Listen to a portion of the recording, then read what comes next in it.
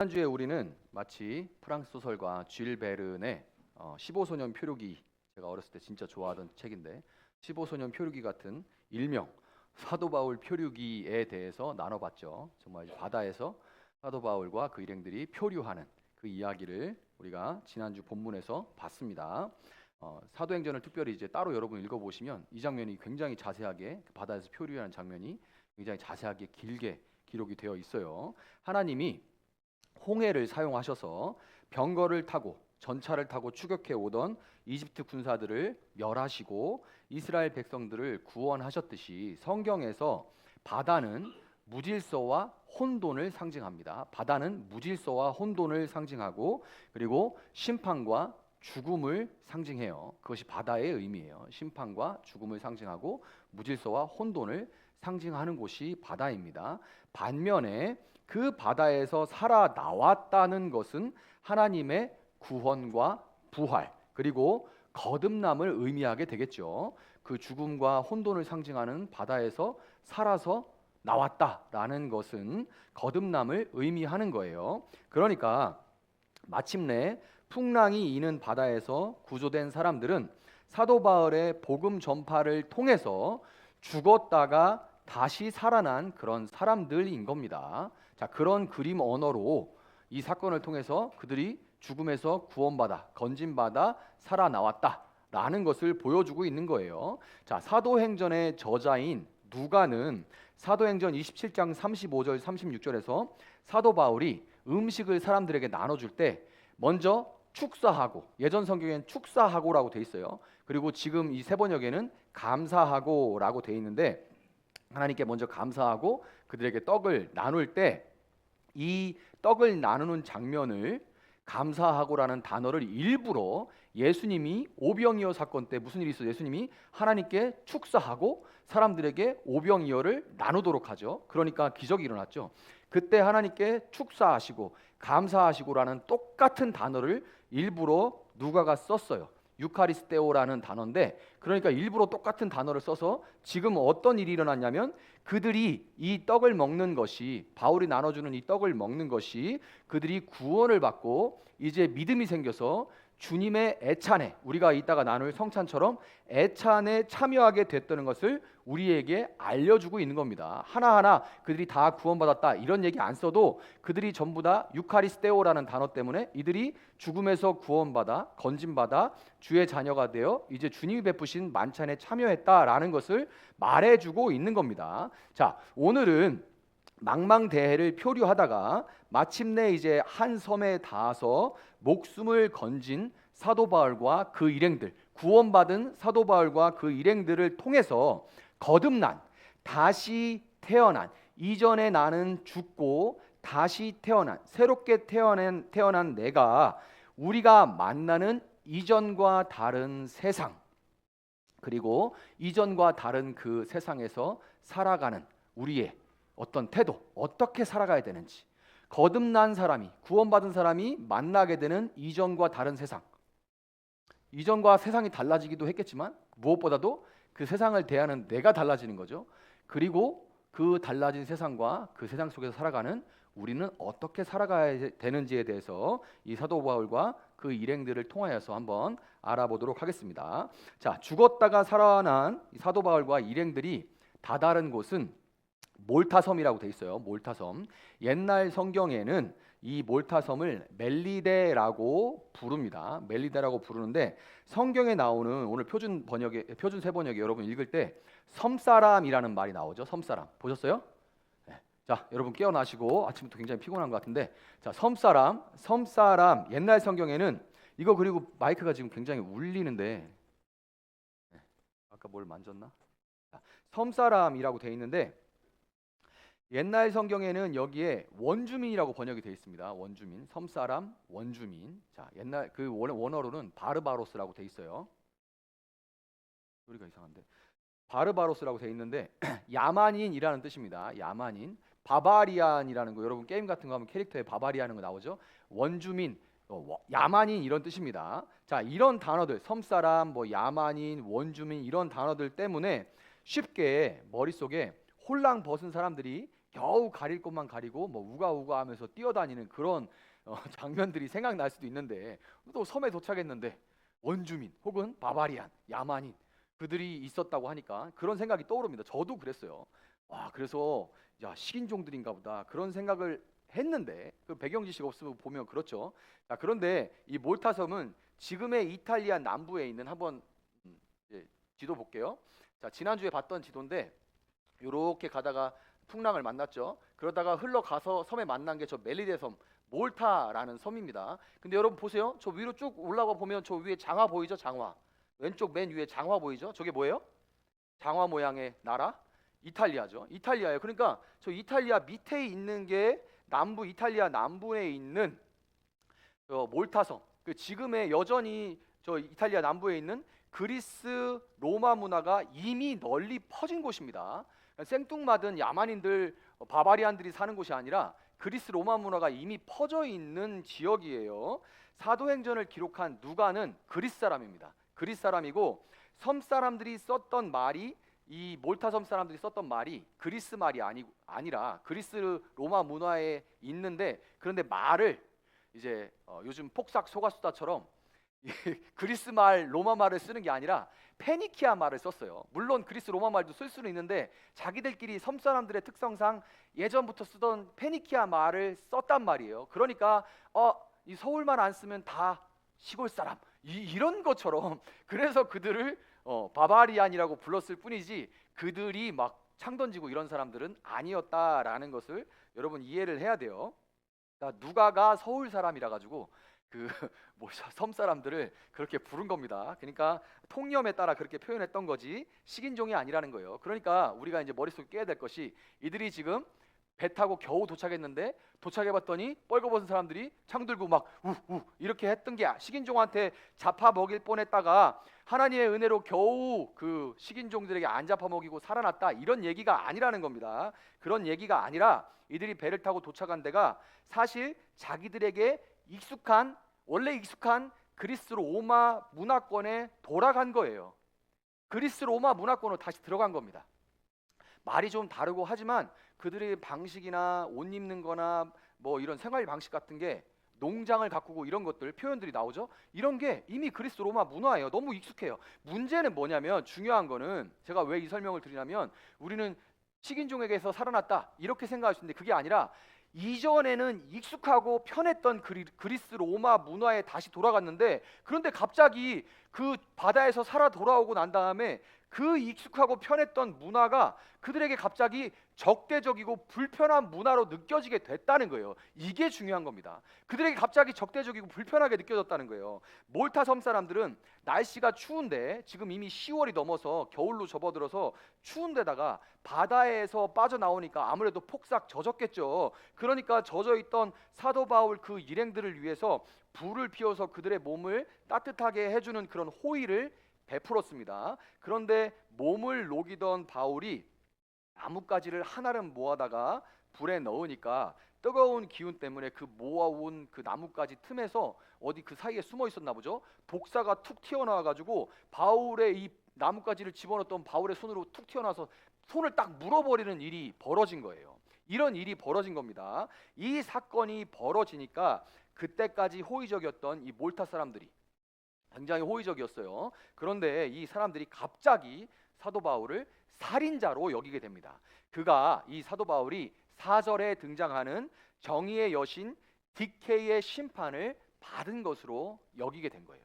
이 사도 바울이 정의의 여신 디케의 심판을 받은 것이다, 이렇게 여긴 겁니다. 우리는 이 여신을 눈을 가린 채 저울과 양날의 검을 들고 서 있는 모습, 이 정의의 여신을 법원 앞에서 볼 수 있습니다. 한번 사진 볼게요. 자, 한번 봤을 거예요. 이게 이제 정의의 여신 디케입니다. 한 손에 저울 들고 눈을 가리고, 그래서 어디에 치우치지 않게, 자, 저울로 딱 재가지고 저울에 기울면 칼로 딱, 이 정의의 여신이죠.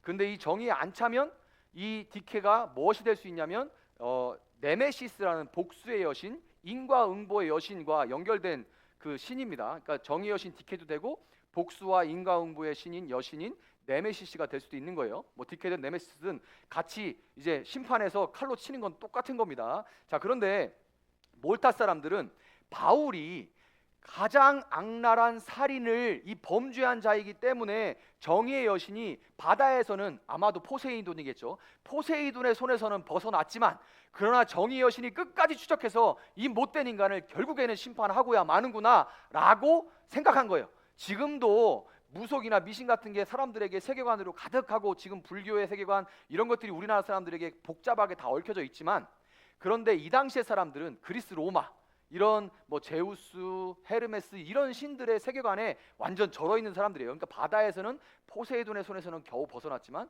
정의의 여신은 절대 그를 놓치지 않는다. 그러니까 이 인간은 죽어야 마땅한 인간이야 라고 생각을 한 겁니다.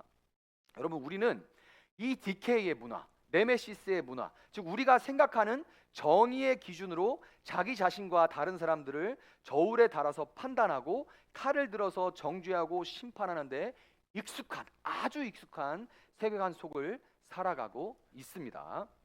죄를 지으면 천벌을 받는 것이 너무나도 당연하니까 그게 정의죠. 죄를 지었으면 천벌을 받는 게 정의예요. 원인이 있으면 결과적으로 받게 되는 게 인과응보가 당연한 겁니다. 그러니까 갑작스럽게 질병을 만나거나 사고를 당하거나 죽음을 당한 것은 분명히 어떤 숨겨진 죄가 있기 때문일 거라고 자연스럽게 우리는 생각을 해요. 또 어떤 장애가 있다거나 그러면 자기의 장애가 있다거나 하면 자기의 죄 때문이거나 아니면 뭐 부모나 조상의 죄 때문에 저러겠지. 지금은 조금 그런 얘기를 대놓고 하는 사람은 없지만 전에는 장애가 있으면, 저희 형이 장애가 있다가 먼저 세상을 떠났는데 장애가 있으면 사람들이 수군거렸어요. 무슨 죄를 졌으니까 저렇지. 뭐 본인은 아닌 것 같으면 부모겠지 아니면 누구겠지 수군거리는 게 굉장히 많았습니다. 이런 게 그러니까 이런 수군거림 속에서도 기분이 당연히 안 좋죠. 그런데도 이런 문화권 속에서 사람들은 죄인이 아닌 죄인이 돼버려서 뭐라고 반박도 못하는 그런 현실이에요. 뭐라고 반박하기? 그거에 대해서 나는 죄 안 졌어요. 네가 나보다 나 이렇게 말하기도 참 그래. 그거 한 번은 할 수 있지만 계속 싸울 수도 없잖아요. 통념이 다 그렇게 생각하고 있는데 모든 사람하고 싸울 수 있는 것도 아니고 또 그렇게 생각하는 나도 누군가에게 똑같이 그렇게 하고 있고. 자, 여러분 죄로 인한 카르마, 업보라고 하죠. 업보, 불교에서 쓰는 용어입니다. 우리나라 사람들 잘 써요. 저 인간 업보야. 카르마, 업보. 스스로 이 업보는 선업을 많이 쌓아서 까나가야 됩니다. 이게 우리가 몸담고 있는 이 세계관이에요. 업보 카르마는 자기가 선행을 많이 쌓아서 까나가야 돼요. 내가 근데 수행을 안 하고 선업을 쌓지 않으면 어떻게 됩니까? 내가 선업을 쌓고 수행을 하지 않으면 어떻게 돼요? 별 수 없이 내가 쌓은 그 업보에 대한 책임을 내가 지고 다음 생애에는 벌레나 돼지로 태어나서 악업을 까나가야 돼요. 이런 되게 굉장히 합리적인 것처럼 보이죠. 자, 내가 지금 악업을 충분히 못 갔어. 그러면 업보에 의해서 다음에는 뭐 축생, 뭐 돼지나 이런 걸로 태어나거나 아니면 뭐 식물 이런 걸로 해서 사람한테 밟히고 막 이렇게 돼서 그 괴로움을 당하면서 업보를 까나가. 그래서 영겁의 시간 동안 고통을 받으면서 그래서 다 그 까면 다시 사람으로 태어나거나 아니면 이제 하늘로 올라가거나 이렇게 되는 거예요. 자, 이런 정의의 여신 디케의 힘은 이게 디케라고 그러니까 그리스 로마권 서방의 문화라고 생각하지만 동양에도 똑같이 있습니다. 지금 제가 말씀드린 거 불교권이에요. 자, 지금 똑같죠. 정의의 여신의 얘기나 불교 얘기나 이 사람이 만들어 놓은 이 세계관, 사람이 살고 있는 세계관은 다 비슷합니다. 이 정의의 여신 디케의 힘은 교회에까지 영향을 끼쳐서 나나 가족에게 이유를 알 수 없는 어려운 일들이 벌어지는 것은 고난을 견뎌야죠. 우리 말은 하죠. 그러나 그런 안쪽에도 우리 안에 그런 괴로움이 있어요. 내 어떤 죄 때문에 하나님이 지금 나를 추격하고 있나? 아니면 내 부모의 어떤 잘못이 있나? 숨겨진 어떤 잘못이 있나? 내가 모르는 뭐가 있나?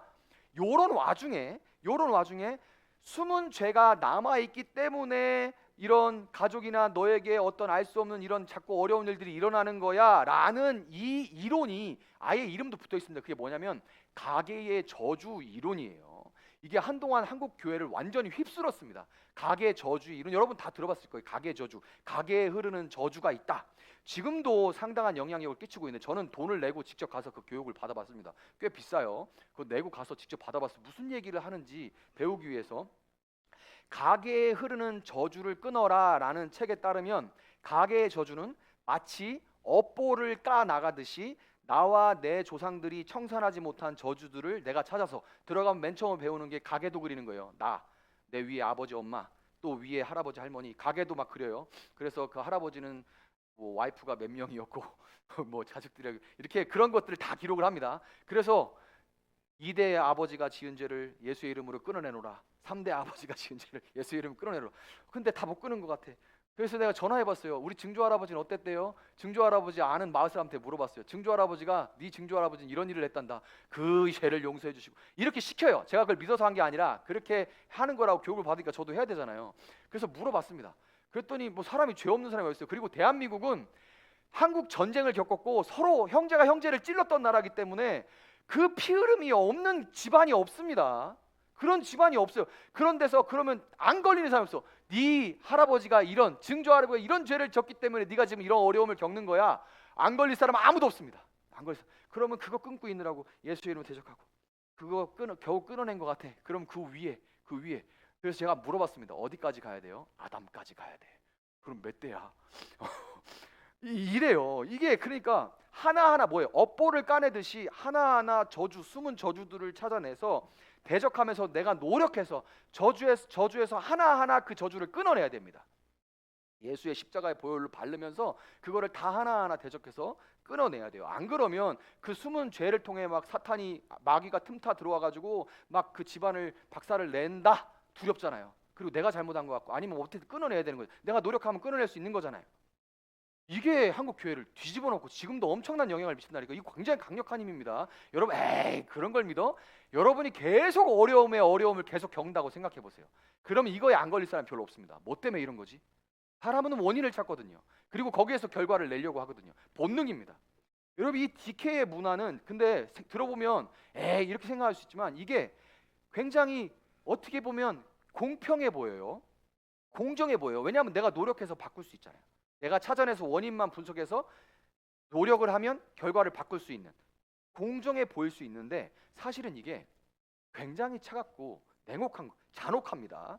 보세요. 학교에서 학생이 공부를 잘하면 서로 그 학생에게 흠결이 있어도 많은 경우에 그의 숨겨진 죄나 가계 저주는 문제가 되지 않습니다. 왜? 지금 잘 되고 있으니까 그 사람은 숨겨진 죄나 가계 저주가 문제가 되지 않아요. 성공주의 사회에서 성공한 사람, 자본주의 사회에서 돈이 많은 사람, 외모 지상주의 사회에서 이쁘고 잘생긴 사람들 역시 마찬가지죠. 사람들은 그들의 성공과 돈, 그들이 선업을 많이 쌓았거나 노력을 많이 했으니까 지금 성공했고 돈도 많고 얼굴도 잘생기고 이쁘다라고 그냥 기본적으로 생각하는 거예요. 그래서 사람들은 내가 가진 것과 아까 디케처럼 딱 저울질을 해본 다음에 딱 그 사람이 무겁게 나오면 와 대단하다, 부럽다 이렇게 판단을 해요. 다 찬사를 보내기 바쁩니다. 반대로 공부를 못하거나 충분히 이쁘고 잘생기지 못하거나 돈이 없거나 실패한 사람들은 이런 문화권에서 어떻게 평가받습니까? 노력을 하지 않은 거예요. 충분히 노력을 하지 않은 겁니다. 아니면 어때요? 게으른 거예요. 그러면 또 어때요? 이 외모지상에서 못생긴데 자꾸 나대서 그래요. 그러니까 이렇게 평가를 받는 거예요. 이런 죄인들에게는 정의의 이름으로 바로 정죄와 판단 그리고 심판이 내려지는 거예요. 아유 못생긴 나대니까 저렇지라고 바로 심판이 내려지는 거예요. 지금도 오늘도 수많은 사람들을 우울과 불안으로 그리고 죽음으로 몰아가는 죽음의 문화가 바로 DK의 문화입니다.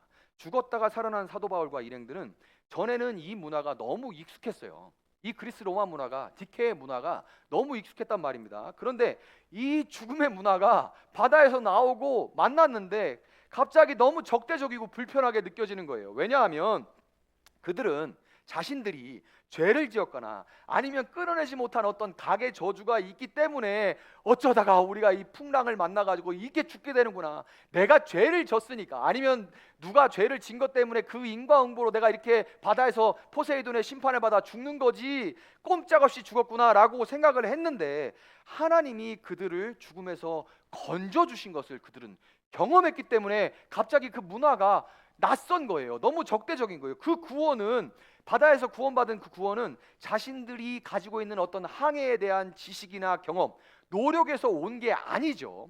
그들이 신을 기쁘게 하기 위해서 무언가를 막 갖다 바치고 얻어낸 것도 아니에요. 그냥 전적인 하나님의 은혜로 그들은 바다에서 구원을 받은 거죠. 이와 같이 오직 은혜로 죄를 용서받고 죽음에서 생명으로 옮겨졌음을 온전히 믿게 된 사람들은 더 이상 자기 스스로와 타인을 정죄하고 심판하는 죽음의 문화와는 더 이상 편하게 지낼 수 없는 생명의 존재가 돼버린 겁니다. 별의 반짝임을 본 사람은 금의 반짝임을 보면 순간 혹할 수는 있지만 그 별이 얼마나 아름답게 빛나는지를 알아요. 이걸 모르면 금을 보고 영원히 금에 빠지겠지만 별의 반짝, 아까 기도했죠? 별의 반짝임을 본 사람은 금의 반짝임에 잠시 혹할 수는 있지만 별의 반짝임을 다시 보고 싶다. 갬성 터지는 날에 다시 별의 반짝임을 보고 싶다. 아이 금 좀 치워, 잘 안 보여 별이. 이렇게 될 수 있는 사람들이 돼버렸다는 거예요. 돼버렸다는 거예요. 여러분, 죽음의 문화로 가득한 세상에 살던 사람이 죽었다가 살아나서 부활 생명으로 가득한 사람이 되면 그 사람이 만나는 세상은 다시는 이전과 같은 세상이 될 수가 없는 겁니다. 빛과 어둠이 함께 있을 수 없듯이 생명과 죽음은 함께 할 수가 없기 때문에 이전에 나에게 호의적이었던 세상은, 너무 익숙했던 그 세상은 갑작스럽게 그 사람을 살인자로도 된 것처럼 적대적으로 대하게 되는데, 이것은 마치 사도 바울의 손을 끝까지 물고 늘어지는 독사의 독과도 같아요. 독사의 독과도 같습니다. 그렇지만 여러분, 성경이 사도 바울이 그 독사의 독에 물려서 죽었다고 그럽니까? 아니면 손이 팅팅 부었다, 마비가 됐다, 이렇게 얘기를 합니까? 그렇게 얘기해요? 그렇게 얘기해요? 아니죠. 제가 얼마 전에 그 감옥 쪽에 강의를 갔는데 제가 정말 눈물이 날 뻔했습니다. 저를 사랑한다고, 제가 그 종찬 형제한테 연락이 왔는데, 목사님 오늘 강의 어땠어요? 다 나를 사랑하는 것 같아. 왜 그러냐면 반응들이, 호응이 너무 좋아요. 근데 막상 다른 강사님들이 가면 그 정도 반응은 아닐 거예요. 근데 왜 나는 그렇게 그 반응에 막 눈물이 날 정도냐면, 우리 교인들과 늘 나는 비교가 되기 때문에. 세상이 이렇게 조용할 수가 있나. 근데 어때요? 물려서 죽었다고 합니까? 아니죠. 죽지 않았어요. 본문 6절은 분명하게 사도 바울에게 아무런 이상도 생기지 않았다고 합니다. 여러분, 그러니까 성경이 말한 대로 여러분, 그렇기 때문에 세상을 두려워하지 마시기 바랍니다. 아멘입니까? 디케이의 저울을 두려워하지 마시기 바래요. 아무리 세상이 여러분을 향해서 야, 그 나이에 그 정도면 저주받은 거야, 망한 거야 라고, 그 나이에 그거밖에 안 되냐? 그 나이에 그거밖에 못 모아놨냐? 그 나이에 뭐 차가 그러냐? 그 나이에 집이 그러냐? 그 나이에 뭐 그 나이에 있잖아요. 그 나이에 공격들, 이렇게 말해도, 저울로 딱 재봐서 그 나이에 이렇게 얘기해도 그 정도면 망한 거라고, 저주받은 거라고, 더 앞서서 더 높이 더 많이 준비하고 모아놓지 못하면 낙오된다고 독리를 꺼내고 위협해도 여러분 놀라지 마시기를 바랍니다. 더 그렇게 살면은, 그렇게 손해보면서 살고 용서하면서 살고 베풀면서 살면은 죽는다고. 하나님도 네가 성공해서 그분의 이름을 좀 높이고, 연예인들처럼 그분의 이름을 좀 높이고, 돈과 영향력으로, 돈 좀 많았으면 좋겠어요. 저 좋은 일 많이 할 텐데, 돈과 영향력으로 그분을 위해서 더 많은 일을 하기를 바란다고 하는 거짓의 독에 속지 마시기 바래요. 아무 일도 안 해도 됩니다. 그냥 여러분이 예수 믿는 사람은 그냥 그 자리에 그냥 믿음을 지키고 사는 게 하나님에게 제일 좋아요. 돈 많이 벌어서 좋은 일 한다고 돈 많이 벌으면 못된 짓을 더 많이 합니다. 그런 사람을 별로 못 봤어요. 돈 많이 벌면 좋은 일 할 텐데 그렇게 생각하지. 그건 세상이 얘기하는 겁니다. 많은 일을 해서 하나님에게 어떤 뭘 좀 많이 했으면 그 마음은 좋은데요. 그 마음은 좋은데, 그렇게 네가 성공해야 돼, 먼저 돈 많이 벌어야 하나님 영광 받으시지라는 거짓의 독에 여러분 속지 마시기 바래요. 디케이의 저울에 다 안 차고 가게의 저주리에 붙들린 것처럼 보이는 그런 약자들과 함께 울고 웃으며 사랑하면서 살면 너도 같이 나락간다고 아프도록 물어대도 여러분 두려워하지 말고, 사도 바울과 같이 그런 거짓의 독에 흔들리지 말고 그냥 불에 떨어서 버려버리기 바랍니다. 아멘입니까? 제발 그런 소리에 이렇게 저렇게만 물려가지고 또 목사님 또 팅팅 부었어요, 목사님 여기가 부었어요, 눈이 안 보여요, 귀가 안 들려요, 이렇게 좀 하지 마시고, 그런 소리는 그냥 툭 털어버리시길 바랍니다. 여러분 절대로 그 독에 죽지 않아요. 여러분 이미 별빛을 본 사람들이라니까요. 이미 그런 존재가 되었어요. 여러분 사도 바울과 같이 그런 독에 휩쓸리지 말고 불에 툭툭 털어버릴 수 있길 예수님 이름 축복합니다. 여러분은 말씀드린 대로 이미 그런 존재가 됐습니다. 왜냐하면 죄와 허물로 죽었던 우리를 다시 살리신 하나님은 마가복음 16장 17절 18절에 이미 이렇게 약속을 하셨기 때문에 그래요. 한번 같이 큰 소리 읽어봅시다. 시작. 믿는 사람들에게는 이런 표징들이 따를 터인데 곧 그들은 내 이름으로 귀신을 쫓아내며 새 방언으로 말하며 손으로 뱀을 집어들며 독약을 마실지라도 절대로 해를 입지 않으며 아픈 사람들에게 손을 얹으면 나을 것이다. 아멘. 그렇죠. 지금 바울에게 그대로 일어난 일이죠. 이거 읽고서 아멘 하고서 가서 독사한테 물어봐 이렇게 하지 마시고 무슨 가서 청산가리 한번 먹어볼까? 이렇게 하지 마시고 그런 얘기 아닙니다. 지금 바울에게 일어난 일, 또 우리 삶 가운데 일어나는 일을 상징적으로 얘기하는 거니까. 제가 방금 읽은 마가복음 16장 17절 18절은 사도 바울이 독사를 집어서 툭 떼가지고 던진 거죠. 이렇게 집어서 불에 떨어버린 일을 뭐라고 부릅니까? 뭐라고 불러요? 너희에게 이런 뭐가 따른대요? 옛날 성경의 표적, 지금 표준어 세변역에는 표징이라고 부릅니다. 표징이라고 불러요. 이거를 표징이라고 불러요. 이 표징이라는 말은 원어로 세메이온으로서 하나님의 나라가 임했다는 증거를 말합니다. 세메이온, 표적은 증거라는 거예요. 믿는 사람들에게는 하나님의 나라가 임했다는 증거가 따른다는데 여러분에게는 어떤 증거가 따르고 있습니까? 여러분에게 어떤 증거가 따르고 있어요?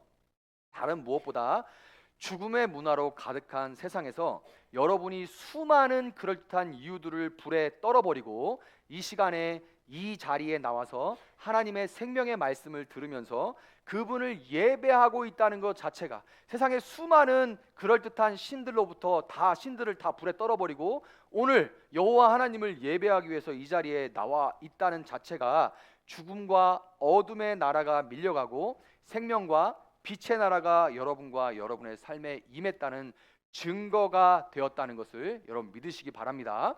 여러분의 가장 큰 증거가 뭐냐면 저는 왜 그런지 모르는데 주일날 하나님 앞에 정한 시간에 제 마음을 들여 예배하는 것은 당연하다고 생각합니다. 이거 당연하지 않아요. 이 자리에 나오는 건 정말 어려운 일입니다. 여러분이 믿는 자가 이 자리에 여기 지금 있는 것은 가장 큰 표적이요 증거입니다. 그런데 하나님의 나라가 임했다는 증거가 예배당 나와서 앉아있는 것이 전부일까요? 그건 아니겠죠. 여기 나와 앉아있는 거 정말 큰 일이지만 이것만이 다는 아니라는 겁니다. 우리는 마치 장마철에 차가운 공기와 더운 공기가 만나면 장마 전선이 만들어지게 되는 것처럼 그렇게 장마 전선이 쭉 이렇게 만들어지죠. 만들어지면 어떤 일이 일어나요? 이 전선과 전선이 빵 만나는데 한번 PPT 볼게요.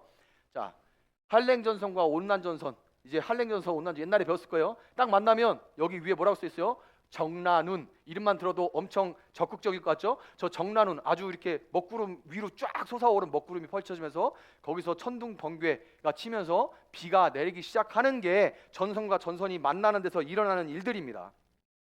마치 이 전선과 전선이 만나는 것처럼 하나님의 나라가 권능으로 사탄이 다스리는 디케의 나라에 임하게 되면, 침투에 들어오게 되면 더 많은 이 정란운 같은 표징들이 일어나게 돼 있어요. 이와 같이 우리는 더 많은, 그냥 예배당 나와서 예배드리는 것 이외에 또 다른 표징들, 이 증거들이 더 많이 나타나기를 우리는 기도해야 되는 거예요. 사도 바울은 열병과 이질에 걸려서 누워있던 추장 보블리오의 아버지를 낫게 했고, 또한 섬 가운데 다른 병든 사람들을 고침으로써 그 섬 몰타 섬에 하나님의 나라가 어둠을 뚫고 전선과 전선이 만나서 이 전선이 저 전선을 막 밀어내고 있는 거예요. 그 나라가 임했다는 것을 증거했습니다. 여러분, 왜 우리 중에는 이런 표징이 잘 나타나지 않을까요? 왜 우리는 어쩌다가 그런 표징이 한 번씩 나타나면 그 표징이 일어나는 통로가 된 사람은 대단하다, 능력자다 그러면서 막 축켜 세우고 쫓아다니기 바쁜데 정작 그런 표징이 나를 통해 나타나기를 바라지는 않을까요? 왜 우리는 그걸 바라지는 않을까요?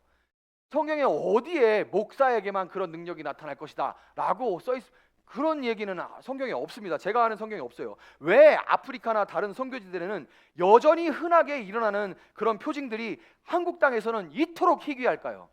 이토록 희귀할까? 물론 한국에 복음이 들어온 지 이제 130여 년이 됐습니다. 많은 교회들이 이미 뿌리를 내리고 정착했어요. 그러니까 두 나라가 부딪힐 때 발생하는 충돌음과 같은 그런 표징들은 아무래도 이제 전선이 소강 상태에 접어들었기 때문에 그런 예전에 부딪히자마자 막 일어나는 막 천둥 번개 이런 것들은 좀 적을 수 있습니다. 덜 나타나는 것이 자연스럽고 사실이에요. 아무래도 이제 아프리카 같이 막 진짜 무속이 넘쳐나는 곳에 하나님의 나라가 복음 통해서 막 일어나가지고 뭐 선교사네 집 앞에다가 막 저주 인형 갖다 놓고 막 걸어 막 목 잘라가지고 막 매달아 놓고 이런 것들을 막 보게 됩니다. 죽으라고 막 무당들이 막 그래요. 근데 우리는 안 죽어. 막 이렇게 막 부딪힌단 말이에요. 부딪히면 거기서 하나님께서 우리를 보호하시고 기적들이 막 일어난단 말이에요.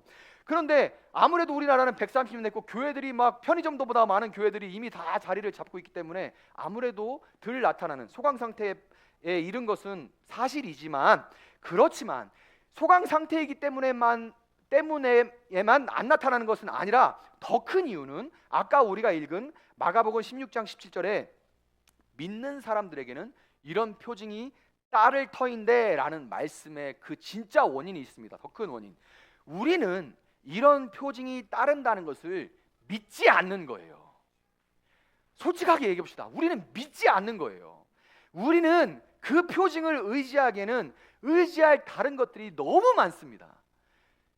이 고도로 발전한 나라에서는 이미 우리는 그런 표징들을 의지하기에는 의지할 것들이 너무너무 많아요. 더욱 가슴 아픈 이유는 뭐냐면 마가복음 16장 17절의 말씀이 15절인 또 예수께서 그들에게 말씀하셨다. 너희는 온 세상에 나가서 만민에게 복음을 전파하여라 라는 말씀에 16장 17절이 이어지는 말씀인 거예요. 예수님이 너희는 나가서 만민에게 복음을 전파하라, 만민에게 복음을 전파하라 라는 말씀 뒤에 이런 표징이 따를 것이다 라고 말씀하셨다는데 있는 거예요. 그러니까 표징은 복음을 전하는 자에게 따르는 것이기 때문에 표징이 하나도 안 나타났다. 내가 예수를 믿는데 내가 간증할 만한 어떤 기적이 내 삶에는 하나도 없다. 기적이라는 게 꼭 뭐 죽은 사람 살아나고 이런 것만 얘기하는 건 아닙니다.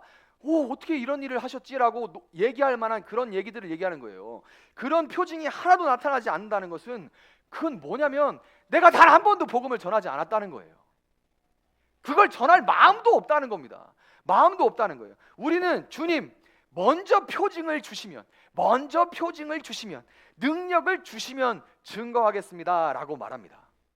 그래서 주님 제가 아무개에게 복음을 전해야 되는데 저는 너무 연약하고 두려우니 힘을 주신다면, 기회를 만들어 주신다면 복음을 전하는 것이 하나님의 뜻인 줄 알고 그때 복음을 전하겠다. 그러니까 이런 거죠. 주님, 아무개가 제가 복음을 전하고 싶은데 그 아무개가 갑자기 저에게 와서 야 네가 믿는 게 뭐야? 라고 물어가지고 저한테 복음 전하기를 벌어지는 일이 언제까지 일어난다면 제가 그것이 하나님 뜻인 줄 알고 복음을 전하겠습니다. 이런 생각을 갖고 있단 말이에요. 그때 제가 복음을 전하겠습니다 하고 하면서 사실은 우리가 복음의 능력을 믿지 않는다는 것을 애써 숨기는 겁니다. 아직 때가 아닌 거지. 아직 하나님의 때가 무르익지 않은 거야. 하나님의 때가 무르익으면 그들이 알아서 그렇게 뭐가 다 만들어질 거야. 그것들이 내 눈에 보일 거야. 만들어졌다는 게. 사실 그 안에는 내가 능력을 믿지 않는 거예요. 그리고 하기 싫은 거죠. 디모데후서 4장 2절은 분명하게 이렇게 선포합니다. 한번 같이 읽어볼게요. 시작. 그대는 말씀을 선포하십시오. 기회가 좋든지 나쁘든지 꾸준하게 힘쓰십시오. 끝까지 참고 가르치면서 책망하고 경계하고 권면하십시오. 기회가 좋든지 나쁘든지, 예전 개역개정에는 때가 이르든 이르지 않든이라고 되어 있습니다. 아직은 때가 아닌 거지. 근데 여기 뭐라고 그래요? 끝까지 참고 가르치면서 책망하고 경계하고 권면해라. 계속 진행형이죠. 하고 참고 하고 이러죠. 왜냐하면 그렇게 해야 때가 오늘 이게 왜 갑자기 받아들여? 똑같은 얘기했는데 그때가 된 거. 아, 이제 때가 됐구나. 이렇게 안다는 거지. 때가 이르게 되면 제가 그게 보이면 확실하면 제가 그때 움직이겠습니다. 라는 걸 안 하겠다는 얘기인 거예요. 안 하겠다는 얘기인 거예요. 아니, 솔직하게 그건 안 하겠다는 얘기인 거죠. 주님은 우리가 믿고 복음을 전하면 하나님의 나라가 임하고 그때 우리가 가는 모든 곳에 표징이 따를 것이다 라고 말씀하셨다는 사실을 여러분 진실로 믿으시고 기회가 좋든지 나쁘든지 꾸준히 힘쓸 수 있기를 바랍니다. 말씀을 맺도록 하겠습니다. 여러분, DK의 세상은 거듭난 여러분을 넘어뜨리기 위해서 증인의 삶을 살면 손해보고 망하고 결국 죽을 거라고 위협합니다. 이전에는 그러지 않았는데 예수 믿고 살아가면 그렇게 살면 그렇게 살면 안 돼. 이렇게 계속 우리를 물고 안 놓고 계속 이게 쉽게 잘 안 어지간히 흔들어도 잘 안 떨어져 나가요. 이거 독이 박혔으니까 이거 받고 있을 거 아니에요. 툭 껴서 버려야 되는데 이렇게 해가지고는 안 된단 말이에요. 계속 얘기합니다. 너 그렇게 살면 안 돼. 야, 네 나이에 그 정도면 망한 거야. 이렇게 계속 얘기를 하죠. 그렇게 위협을 해요. 그렇지만 본문 10절은 사도 바울과 일행들이 몰타섬에서 항해에 필요한 모든 쓸 것을 얻었다라고 말합니다. 몰타섬에서 항해에 필요한 모든 것 쓸 것을 얻었다라고 얘기해요. 증인의 생명과 필요한 모든 것은 증인을 보내신 분이 반드시 때를 따라 책임져 주십니다. 아멘입니까? 여러분, 진짜 이게 믿어져야지 여러분이 자유롭게 살아갈 수가 있어요. 노력하지 말라, 대충 살아라 이런 얘기 아닙니다. 그러나 내가 증인의 삶을 살아갈 때 증인의 생명과 필요한 모든 것들은 증인을 보내신 분이 때를 따라 책임지신다 라는 믿음이 있어야 우리가 증인으로 살아갈 수가 있는 거예요. 반드시 책임져 주십니다. 책임져 주신다는 이 진리를 여러분 믿으시고, 비록 정죄와 심판의 세상에 우리가 발을 딛고 살지만 끝까지 생명과 사랑의 나라에 속한 사람들로 그 나라를 증거하면서 살아갈 수 있는 여러분 되시길 바랍니다. 그리고 그 하나님 나라가 몰타섬에 임한 것처럼 오늘 이 땅에 임하는 표징들이